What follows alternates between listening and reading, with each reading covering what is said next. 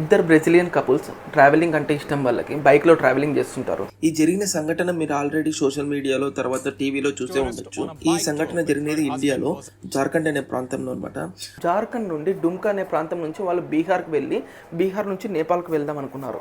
కానీ ఈవినింగ్ అయిపోవడం వల్ల వాళ్ళు ఏం చేశారంటే జార్ఖండ్కి దగ్గరలో ఉన్న డుమ్కా అనే విలేజ్ కాడ నైట్ అయిపోయింది, స్టే చేద్దాం అనుకున్నారు. 7:30కి ఆ టైంలో అయితే వాళ్ళు హైవేకి కొంచెం దూరంలో కొండ ప్రాంతంలో బాగా నిర్మానుష్యం ప్లేస్లో టెంట్ వేసుకుని అక్కడ ఆ రోజు రాత్రి స్టే చేద్దాం అనుకున్నారు.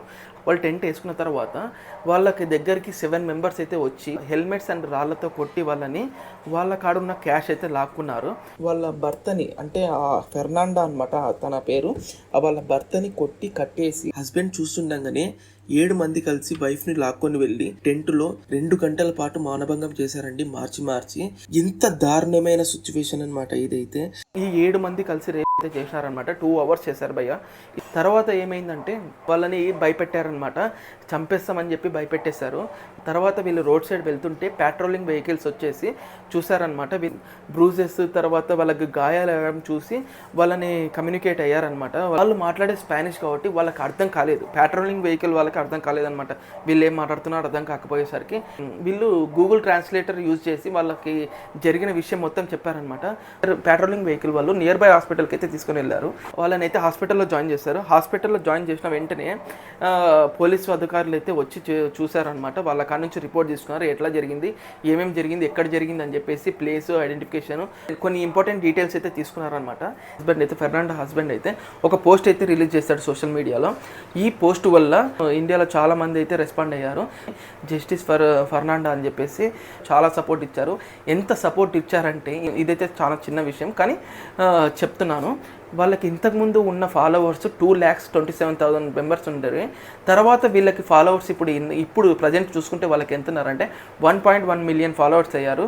ఫాలోవర్స్ అనేది నథింగ్ మ్యాటర్ అనమాట. దీన్ని నేను దేనికోసం చెప్తున్నానంటే వాళ్ళని ఇంత సపోర్ట్ చేశారనమాట. పోలీసులు కూడా చాలా బాగా రెస్పాండ్ అయ్యారండి. ఇది నేను చెప్పిన మాటలు కాదు, వాళ్ళు చెప్పిన మాటలే. వితిన్ 48 అవర్స్లో అయితే వాళ్ళు 3 పట్టుకున్నారు. ఇంకా 4 అయితే ఎస్కేప్లో ఉంటారు, పరారీలో ఉంటారు. వాళ్ళని కూడా పట్టేసుకున్నారనమాట.